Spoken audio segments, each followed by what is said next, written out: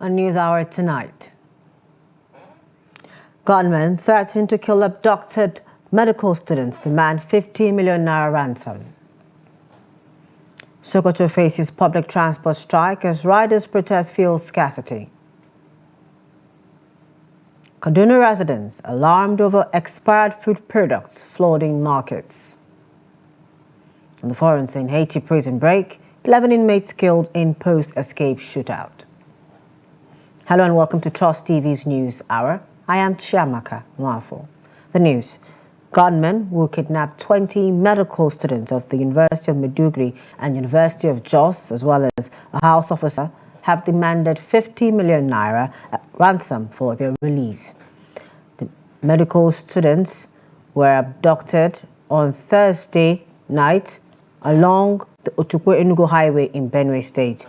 The Federation of Catholic Medical and Dental Students, FCMDS, on Friday night reportedly released the full names of the abductees after the incident was confirmed by the Benue State Police Command.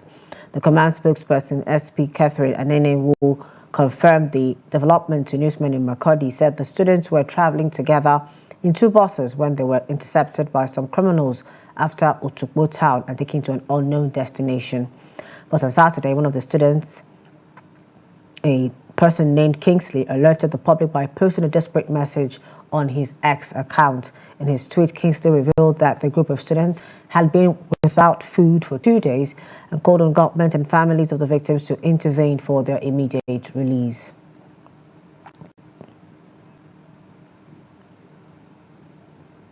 So on the abduction, the Nigerian Medical Association has called on the Inspector General of Police, Kayode Egbetokun, to ensure the release of the 20 medical students abducted on their way to Enugu for a conference. In a letter signed by the NMA Secretary General, Dr. Benjamin Ebo, the association notified the IGP of the incident which occurred between Otukpo and Enugu in Benue State. The association expressed deep concern over the safety and well-being of the students and urged the police to deploy the necessary resources to secure their immediate and safe return. The NMA also offered to provide assistance and support to facilitate the police efforts in rescuing the abducted students. The Inspector General of Police, Kayode Egbetokun, has ordered the rescue of the 20 medical students who were abducted in Otukpo, Benue State. Now, a statement by the Force Public Relations Officer, ACP Olumuyiwa Adejobi, on Saturday in Abuja said the IGP condemned the kidnapping of the students. The medical students were abducted in Otukpo, Benue State en route to the annual convention of the Federation of Catholic Medical and Dental Students in Enugu. Egbetokun described the abduction as truly appalling, callous and unacceptable. He said the police remains resolute in its mission to protect the lives and property of all Nigerians, adding it will continue to work towards maintaining peace, stability and the rule of law throughout the country. A former Labour Party presidential candidate, Peter Obi, has called for concerted action against insecurity and economic hardship in the country. Citing recent cases of kidnappings, including the abduction of medical students in Benue and the state commissioner and his wife in Edo, Obi stated that it was time to declare war on this massive insecurity. In a statement on X.com on Saturday, Obi recorded that in the last 24 hours, several people have been kidnapped across Nigeria, including about 20 dental students from Maiduguri and Jos in Benue State. An Anambra State Commissioner and his wife were abducted in Edo State, while others traveling with them were killed. He described these as just a few of the many tragic incidents happening across the country. The former Anambra State Governor therefore called for a united battle against the challenges facing the nation.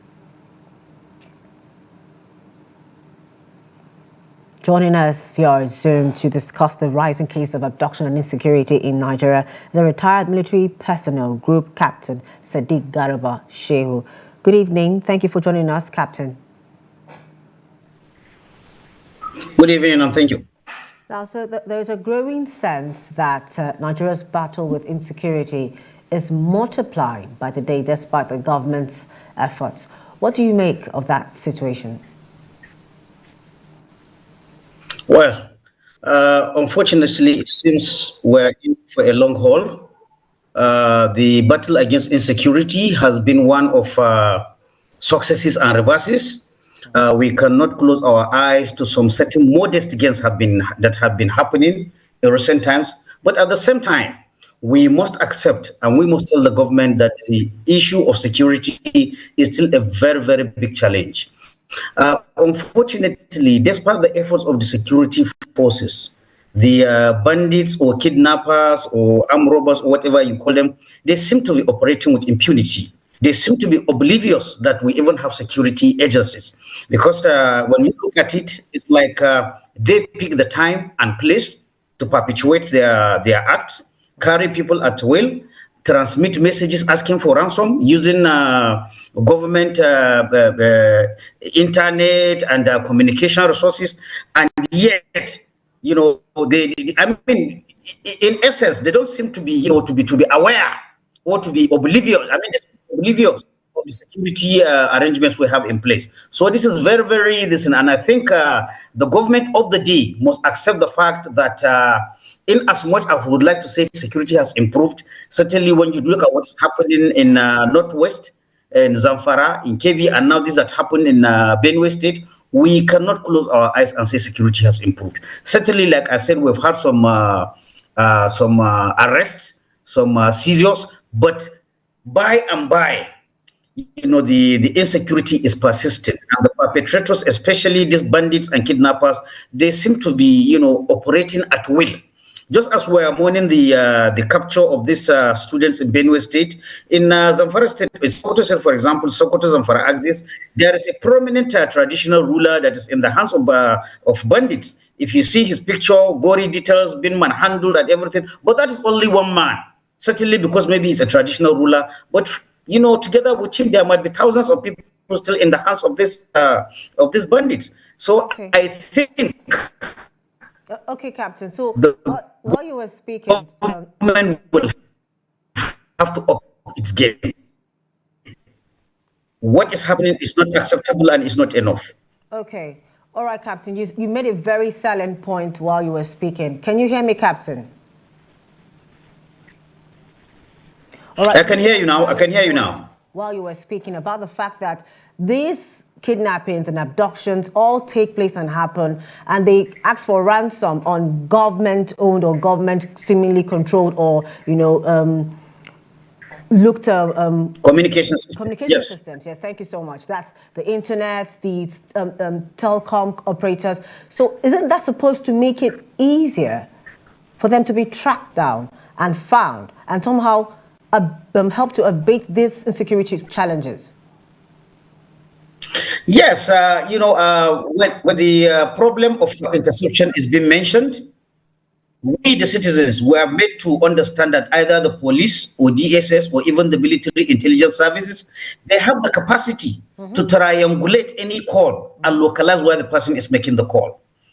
Because we've seen this when there are smaller infringements, like people trying to plan protest or passing some comments that are unpalatable to the government, we hear that they're being picked. So we would expect the same alacrity, the same capacity when it comes to intercepting these bandits, because they still ask for this ransom using telephone lines, using internet, and we don't see them being captured. So it is really a surprising thing. One thing is for sure, either we're exaggerating the actual capacity of our security forces to intercept calls, or we are not being told the truth. And I think it is better, even if the government or the security agencies will tell us, maybe they have the capacity. This is my thinking, but the capacity is not as big as we really think. And if that is the case, all efforts should be made to increase the capacity of intercepting, because these people use this media to perpetuate their acts. And having said that, apart from interception, when you intercept, again, the capacity to respond quickly, because if somebody makes a phone call, he's not going to remain there for 3 days or 4 days. He's likely to move. So the capacity, the mobility capacity of our security forces to enter into the hinterlands, I begin to doubt that whether we have that capacity. All right. So our last question, just before we let you go, and it's still in the same line. Now we saw the hunger protest. we saw what happened. And it seemed like the security operatives were very, very active and were able to track down the supposed enemies of the state in relation to the protest. So now, is it, will you say that the same effort is being used to address insecurity? Because they were able to track them down the same day, the same week, and, and all that. And somehow these bandits just seem to still be operating. Well, yeah, well, unfortunately, that's how it looks. Because if you are able to track misguided citizens, because those people who are not criminals, the organizers of the protest, misguided, I think you should double that effort in catching people who make phone calls to ask for ransom, who make phone calls to say that we have captured Mr. A or Mr. B. Letting the capacity, the protest, so maybe it is easier to apprehend them. But maybe the bandits that are in the hinterlands, in the forest, probably maybe it's a very big challenge. But I think it's a question we continue to come back to. Do we have that capacity, as we are saying, to really intercept? And after interception, do you have the capacity to quickly get? Government will have to work hard on, but certainly the security situation is not something to be complacent or to pat ourselves on the back and say it is improving. It is not improving. Okay, all right, thank you so much, Group Captain Sadiq Garba Shehu, for joining us tonight on the News Hour. Thank you very much. Moving on to more stories. Troops of one brigade in Sector 1 Joint Task Force Operation Hadarin Daji under Operation Sahel Sanity 2 in the northwest have neutralized 2 bandits in Zamfara State. Lieutenant Suleiman Omale of OPHD said in a statement issued on Saturday, the troops neutralized the bandits during a fierce encounter in Ngwasariki area of Kauranamodo local government area. He further explained that based on credible intelligence, the troops swiftly responded to reports of violent activities in the area and upon arrival engaged the bandits in a serious gun duel, which led to the elimination of 2 of them. According to him, other bandits were forced to withdraw in disarray during the encounter.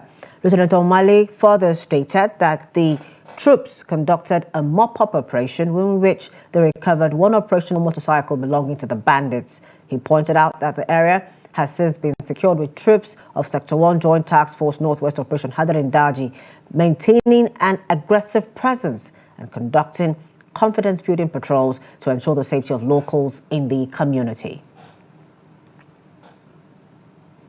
Away from security stories, commercial tricycle riders in Sokoto have threatened to embark on a 1-week warning strike if the high cost of fuel persists in the state. Some commercial riders who spoke to Trust TV lamented that the business is no longer profitable due to the cost of the commodity, saying if the situation continues, they will embark on a strike by the end of the month. Trust TV's Yushao has more. Majority of the filling stations within the state metropolis are under lock and key, while the few ones that are selling are usually dotted with long queues. With the exceptions of the NNPC filling stations that sell petrol at 620 per litre, other filling stations sell at different prices, ranging from 900 to 960 per litre. The problem of fuel is getting worse every day. We are leaving our families at home and spend a night at NNPC filling station because it is cheaper there. We cannot buy it from the independent marketers because passengers will not accept increase in the transport fares. So if the situation continues, we are thinking of embarking on one week warning strike by the end of this month.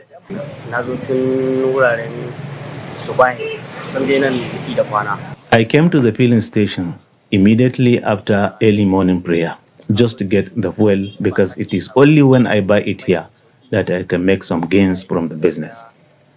Some of my colleagues came here around 2 a.m. yesterday, and I don't think they will get the product by 12 p.m. today. Commercial and private drivers, as well as tricycle riders, prepare spending several hours on the queues at the NNPC filling stations to get the products rather than buying at a higher cost from the independent marketers. It was observed that commercial drivers and tricycle riders spend their night on the queues in anticipation of getting the fuel at 620 per liter the following day. I was the first person on the queue because I came here around 11 a.m. yesterday. And as you can see, it is almost 11 a.m. today, but I did not get it. We prepare buying it here because it is cheaper. It is only when we buy here that we can make some gains from the business. I joined the queue few minutes to 6 a.m. just to get the fuel. I prepare spending hours on the queue because it is cheaper. In other filling stations, it is sold between 900 and 960 per liter, but here it is being sold at 620 per liter. That is why I'm here. For many, part of the solutions lies in the federal government's provisions of more NNPC filling stations across the 36 states that will help alleviate the suffering of the fuel consumers. Yusha Adamu, Trust TV News, Sokoto. Still staying with fuel-related stories, the federal government has threatened to withdraw the licenses of oil marketers found guilty of hoarding premium motor spirit, otherwise known as petrol, following the unabated scarcity in Abuja, Niger, Nasarawa, Kaduna, and many other states. Some states, especially those in the north, have witnessed continuous petrol scarcity for a while now, a situation that has since degenerated into many stations closing up due to a lack of supply. However, the federal government, through its Nigerian Midstream and Downstream Petroleum Regulatory Authority, NMDPRA, has issued a warning to oil marketers that filling stations that hoard petrol and sell to black marketers in jerrycans would have their licenses withdrawn. The warning was handed down by the Executive Director of Distribution Systems, Storage and Retailing Infrastructure, NMDPRA, Umugo Ukoha, in a video clip shared by the regulator during an inspection tour in Abuja. You need to take it very serious. If you need security reinforcement, speak to your management. We will tell them. Our conclusion, our own understanding is that you're selling this from here. There is no other place that they manufacture it from. You understand? So please take this very serious. So this is a forewarning. And from tomorrow, if we see peddlers around, we will not ask any question. Oh, we will know your license. Okay? Please take it very serious. It's posing safety concerns for Nigerians. No selling into your hands, no dispensing, and you make sure that peddlers are not within your proximity. Proximity includes across the road and around here. We will hold you responsible from today if we see that going on. Human rights organization Amnesty International has alleged that more than 1,000 #EndBadGovernance hunger and hardship protesters are being held in various prisons across the country. In a post via its X handle on Friday, the organization accused the Nigerian authorities of escalating a crackdown on peaceful protesters by arraigning over 1,000 protesters in court. The organization's stance follows the protest held from August 1 to 10. The protest took a twist and turned violent in some states, especially in the north, with cases of violence and looting recorded, while some of the protesters were also seen holding the Russian flag while chanting "Tinubu must go." As a result of the hostility on August 6th, the Inspector General of Police Kayode Egbetokun announced that the police had arrested some of the sponsors of rioters who hoisted foreign flags and called for a change of government in states such as Kano, Kaduna, and Zamfara, among others. 7 Polish citizens were also part of those arrested for being linked to the violent protest, but in a reaction, said the Nigerian authorities had escalated the protest and had cracked down on peaceful protesters by bringing over 100 protesters in court. Days after the end hunger protests across the country, particularly in the north, stakeholders have continued to express concerns over the unfortunate incidents that greeted the demonstrations. While condemning the violent incidents that were witnessed across some states, they also urged the government to take proactive steps to address the economic challenges that prompted the protest in the first place. Here's the report. In the aftermath of the protest, report detailing the outcome of the demonstrations highlight the disturbing loss of life, looting, and violence that marred the protest, leaving a lasting impact on many Nigerians. Experts say the protest exposed the vulnerability of Nigerian youth, especially in the north. So for the life lost alone, to me, the protest does not want it. Since it is under a democratic dispensation, nobody will deny you. So establish your leadership, then indicate the time frame. But to say that maybe you undertake protest for 10 days, you will overstretch yourself. While many are of the belief that the government took advantage of the protest to clamp down on dissenting voices, security expert Bashir Galma, however, says government was right to quell the protest considering the extremism of the protesters. But I don't think there's any security man today that will stand aloof. And then somebody tries to seize either his rifle or try to cajole him or to provoke him. If you try to do that,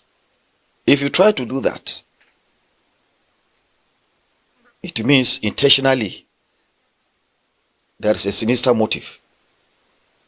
But if you tell a security group, escort us to where we are going, they will keep on following you. According to Galma, the government should engage the youth by introducing programs and policies that address restiveness among them. Look what used to happen during electioneering campaigns. Most of these chaps who you see participating in this type of thing, they become volatile after every election, after every election and another election again.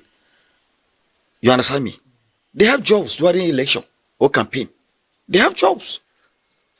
They are employed as hoodlums or bangers for people to do this thing. They harass people and so on and so forth.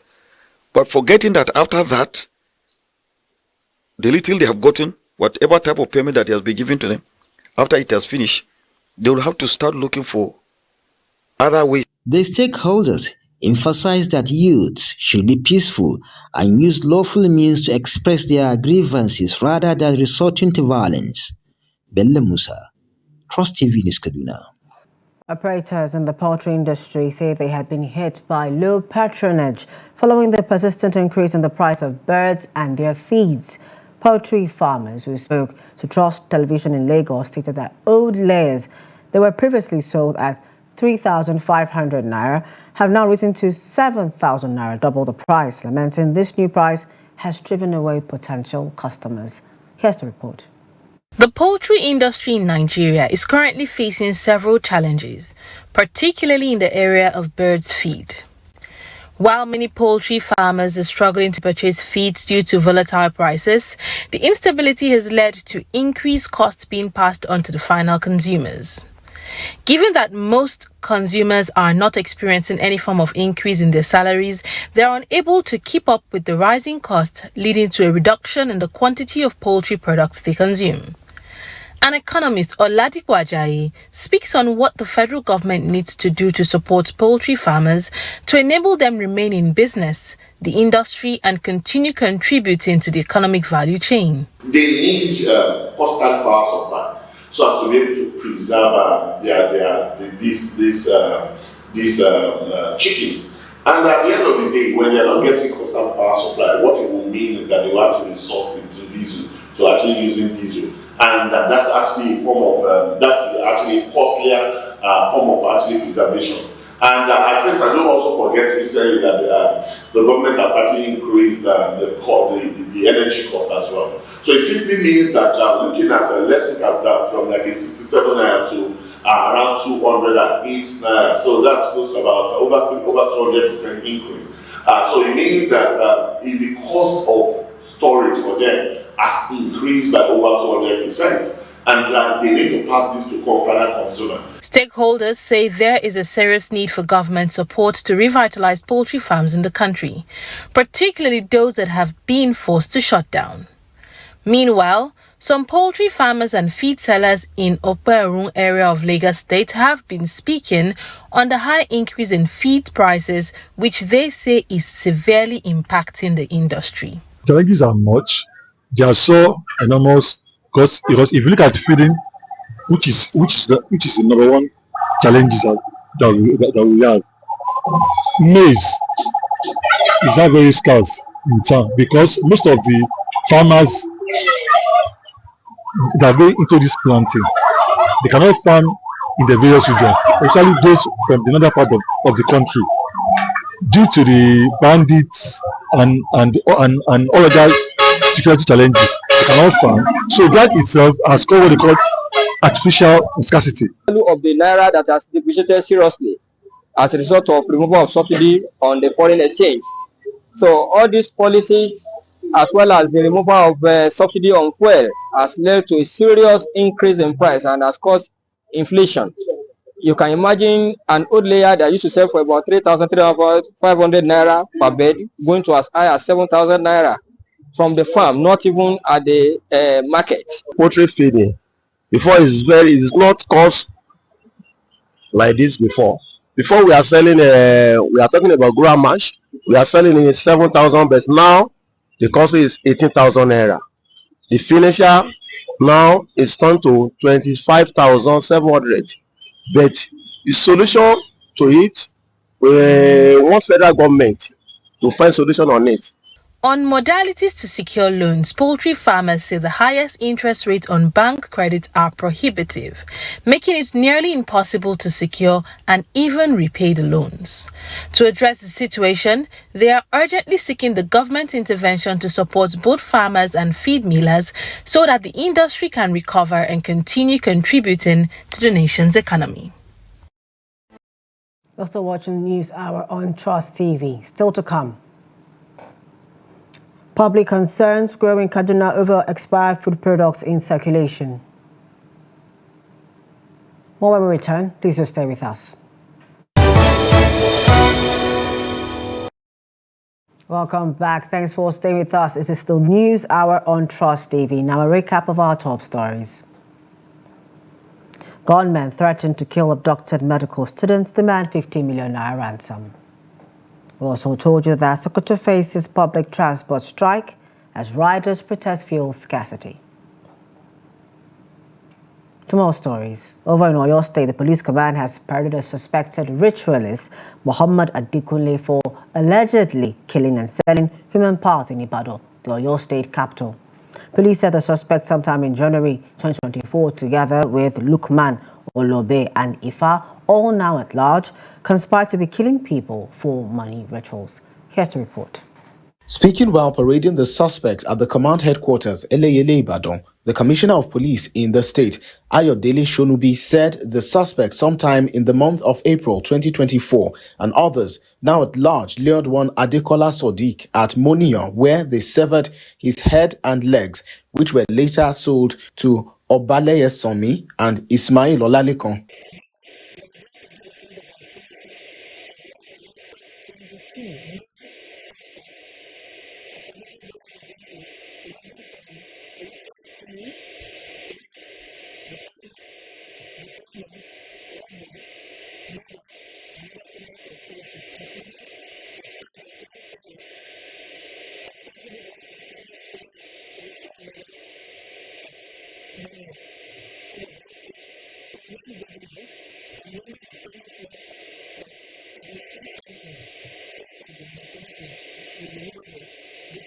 Shonubi said the suspect further confessed that on the 7th August 2024, himself and others now at large stabbed one Malik Karim to death and severed his head and leg, which were sold to one Rashidat Akonji at Oje Market for the sum of 70,000 naira.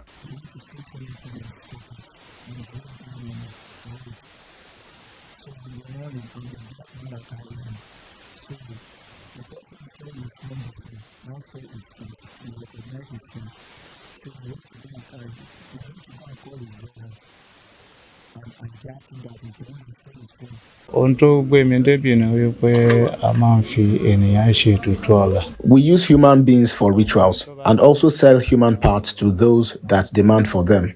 I don't kill, but my house is a human abattoir. One Hamed and Muibi are the human butchers who are yet to be apprehended by the police. I started this sometime this year.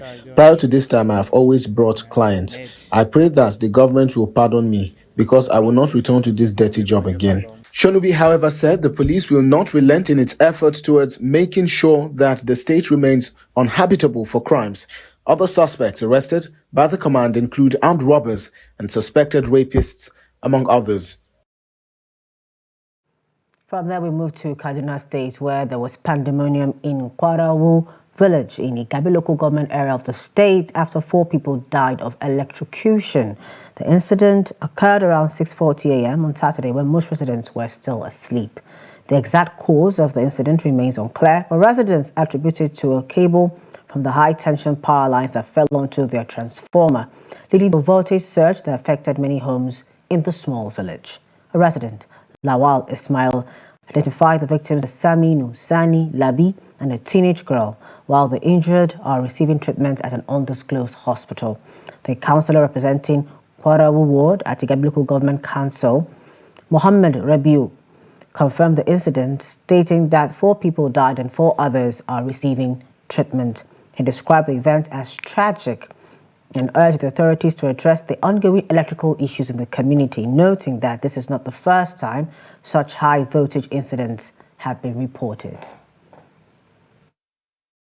Back to Kaduna State, where residents have expressed worry over expired food items being sold by street vendors. They called on the authority to tackle the menace to prevent health implications associated with consuming such commodities. Bella Musa has more. Consumers in Kaduna are worried over the influx of expired commodities in the market. They lament the inability of the authority to checkmate the activities of street vendors. There is no two way about it. It's either a product became expired, especially when maybe for long storage of that particular product or short expiring date. And that is why they normally say best before 3 months. As preventive measures, consumers now check manufacturing and expiring dates of commodities before purchases. When you buy a product and you discover that that product is expired, it's for you to return it back to where you bought it. If I see product that is expired, I'm not using the expired the product name. Though many traders in Kaduna Metropolis declined comments, but Haruna Hanafi, a food and beverages seller, has this to say. Few days ago, I bought expired products and I only realized after I brought them to my shop, so I had to return them. Since then, I always ensure that the product I buy is not expired.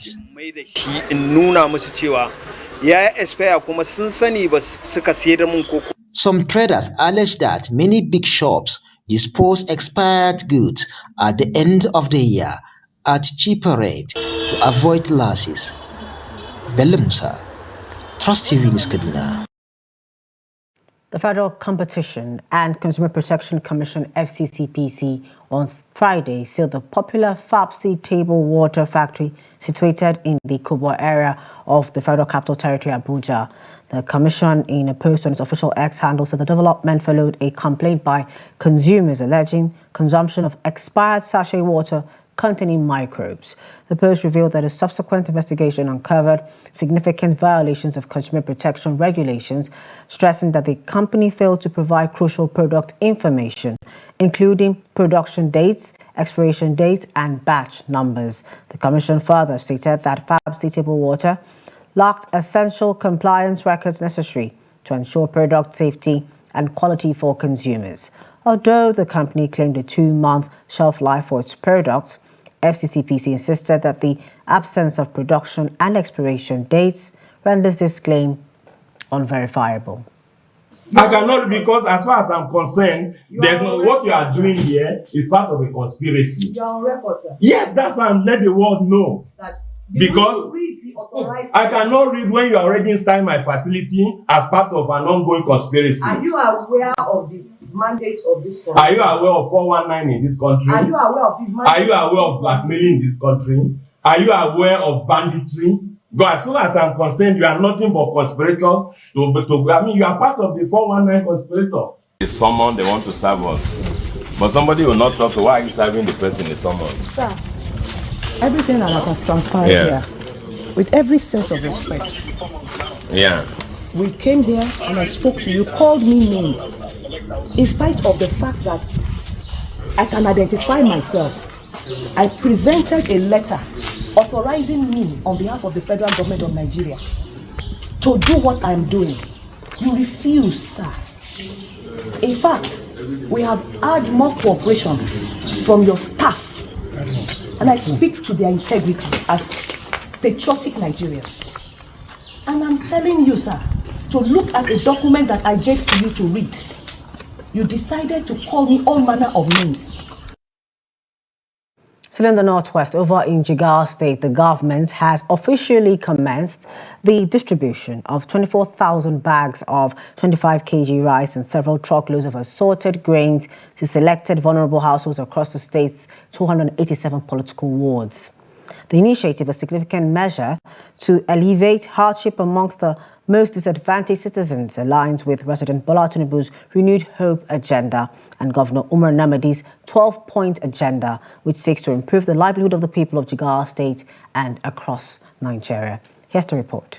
The distribution flagged off in a ceremony attended by state officials and community leaders marks a crucial step in the state government's ongoing efforts to address food insecurity and support the most vulnerable members of society in the challenging times.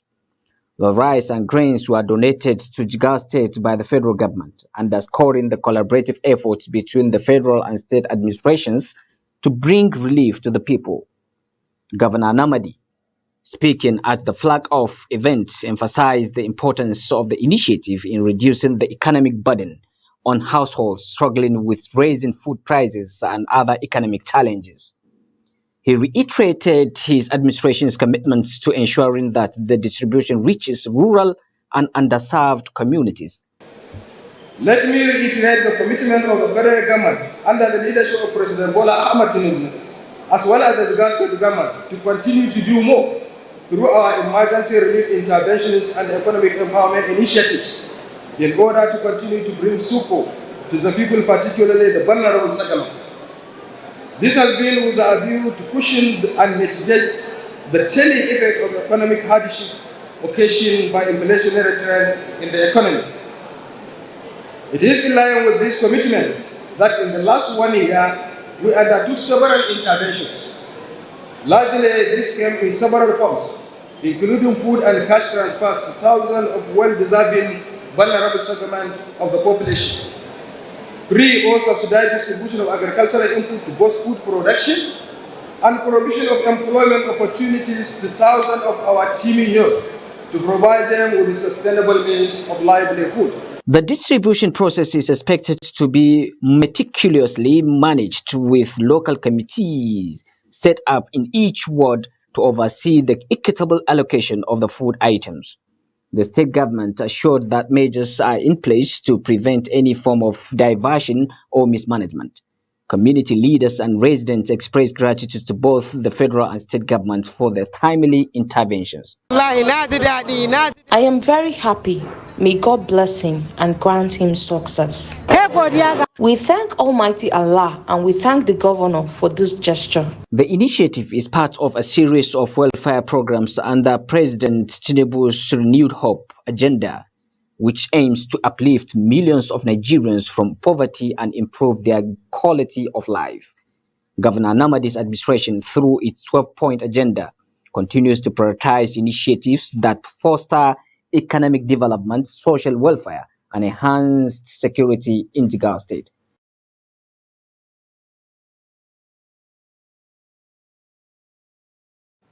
Go to political matters, where elections in two Bauchi state local government councils were this Saturday reportedly marred by voter apathy and late arrival of sensitive materials and distribution in some of the areas monitored. Trust Officer Adamu Imam gathered that voters arrived at several polling units early to cast their votes but had to wait patiently till 10 a.m. for an exercise that was initially scheduled for 8:30 a.m. Here's his report. The political parties also allege that the high cost of nomination forms paid by the electoral body is a systematic plan to disenfranchise the opposition parties, especially the smaller ones.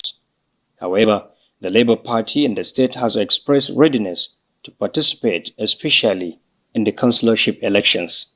We have tried to convince them that the time is short, but notwithstanding they refuse. They say we should write in waiting to call it to them.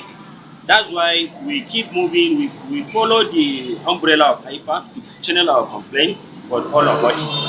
That's why we don't have any option as such than to take legal action if they refuse to consider our demand. Because as Zenel Labour Party is concerned, if they are going to have a proper and fair election, we are going to. These guidelines is key, and as SDP is one of the registered political parties in Nigeria, it's our right, it's our constitutional right to issue that guidelines. It's that guideline that will guide us to identify who and who to be nominated as our candidate. But unfortunately, they do not provide us with that. That is why we suspect that it is not going to be free, it is not going to be fair for all of us. That is why we quit and we make our stand very clear. What we want the INEC, since the INEC independent, the State Independent Electoral Commission, INEC, have already fixed the date of the election, so we have no option than to participate in the election. Because as far as we are Labour Party concerned, we are fully ready, and even yesterday we discussed with our support group and party candidate to come out in mass to participate in the election. But the Bauchi State Electoral Commission denies allegation of not issuing electoral guidelines, saying it had issued some in the build-up to the conduct of the forthcoming local council polls. Our success is people to come forward and participate in the exercise. If you don't come, okay, what do we say to the people of Bauchi State? So what happened to one of the political parties was really unintended. Meanwhile, some potential voters in the state are wary that the election may be business as usual, except all stakeholders are just and fair. Adam Imam, Trust TV News, Bauchi. In business, a total sum of 1.3 trillion naira has been disbursed to the federal, state and local government areas for the month of July. The revenue distribution was announced at the August 2024 meeting of the Federation Accounts Allocation Committee, FAC, in Abuja. A communique issued by FAC stated that from the 1.358 trillion naira total distributable revenue, the federal government received a total sum of 431.079 billion naira, while the state governments received total sum of 473.477 billion naira. The figure comprises a distributable revenue of 161 billion naira value added tax of 582.307 billion naira and electronic money transfer levy revenue of 18.818 billion naira. Also included in the total distributable revenue was an exchange difference revenue of 581 billion naira, while solid mineral revenue of 13.6 billion naira was also realized. The communique, signed by the Director of Press and Public Relations of the Office of the Accountant General of the Federation, Bawa Mokwa, shows that a total revenue of 2.6 billion naira was available in the month of July 2024. Away from Nigeria, inmates on Friday broke out of a prison in the coastal town of St. Mark in central Haiti as authorities in the country struggle to quell widespread gang violence. In a news briefing in Port-au-Prince, a spokesman for Haiti's National Police, Michael Ang-Luz-Join, said 11 suspected escaped inmates were killed in shootouts with police. He did not provide further details, including how many inmates escaped. Local media reported that gunfire was heard near the prison in St. Mark. It wasn't immediately clear how many inmates the prison held. It is the third prison break this year in Haiti.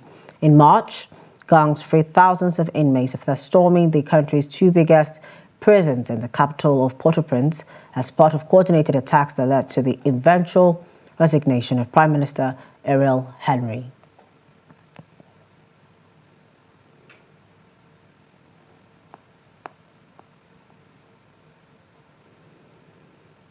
The Super Falconets of Nigeria will set up camp in Bogota, Colombia on Sunday ahead of the 2024 FIFA Under-20 Women's World Cup in the sports scene. Now, Chris Danjuma's side will stay in the Colombian capital for 2 weeks. The Falconets spent 4 weeks in the first phase of their final campaign in Abuja, where they engaged in a series of friendlies. The Falconets are drawn to play the Korean Republic, Germany and Venezuela in the group stage.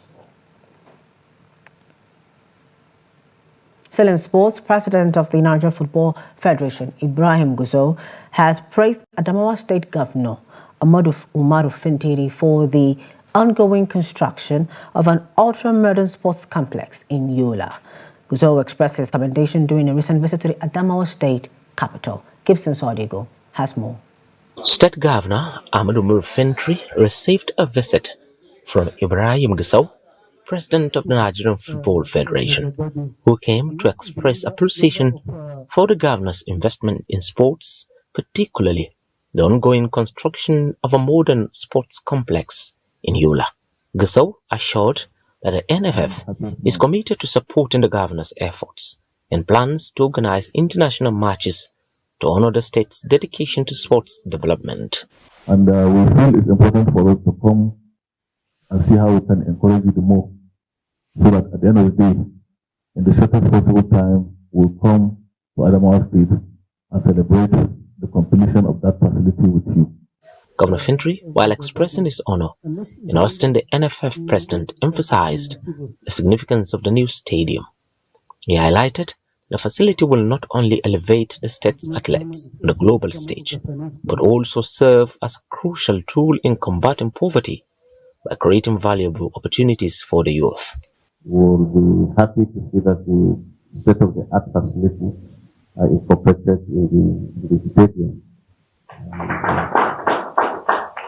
And to also welcome the idea that we are going to encourage and support international football to be played here in Yola. Governor Umaru Fintiri recently hosted the new leadership of the Nigerian Bar Association Yola branch during a courtesy visit to the government house in Yola. Gibson Soadigo, Trust TV News, Yola.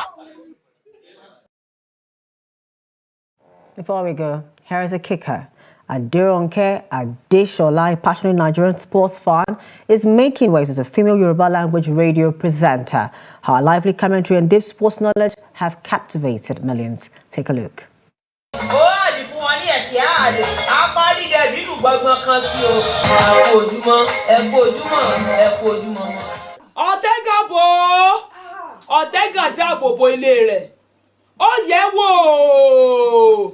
Ṣùgbọ́n wọn fi wọ́n wò pélẹ̀gbá láti gun fún ikọ̀ ẹgbẹ́ agbábọ́ọ̀lù Man City. Wọ́n gbìyànjú wọ́n gbé iná yẹn lé ikọ̀ ẹgbẹ́ agbábọ́ọ̀lù Arsenal. Níbẹ̀ yẹn náà tí ó máa laago ó laago tì lájà. There's something we call banter in sport, especially football. So I input that, banter into all of my content because I know that there is no how a winning team won't be, giving the losing side some body eating. So it is that body eating that will turn into banter, and which makes my own show a very, very special. And the fact that it's being run by a lady or a woman.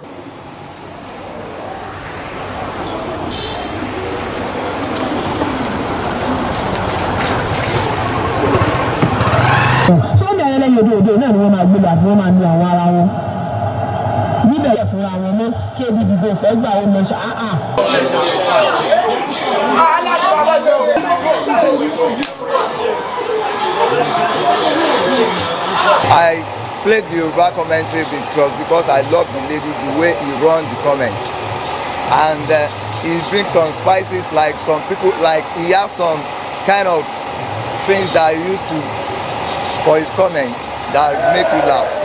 Whenever you are listening to it, there is no way you will not laugh, and the ginger from that lady, it's awesome.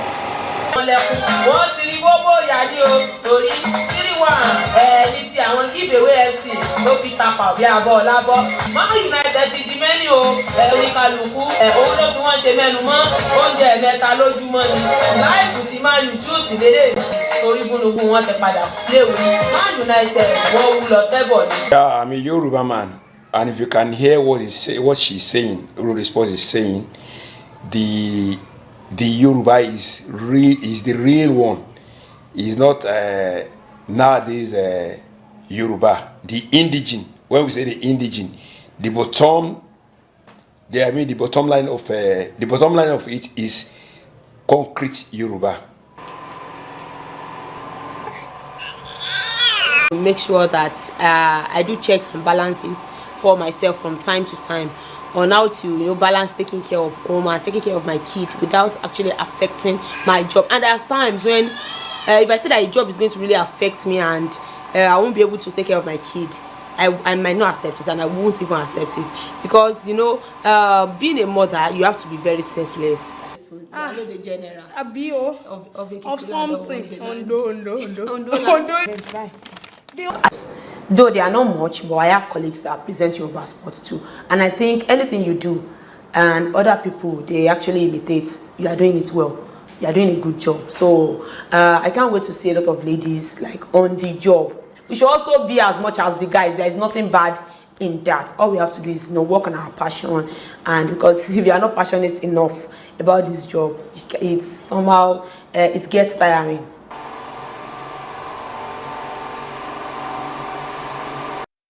What a beautiful way to mix passion and culture. That's it for News Hour tonight. Don't forget to follow us on our social media platforms and on our YouTube live stream for more news, programs, and documentaries. I am Chiamaka Nwafo. Thank you for joining us tonight. Good night.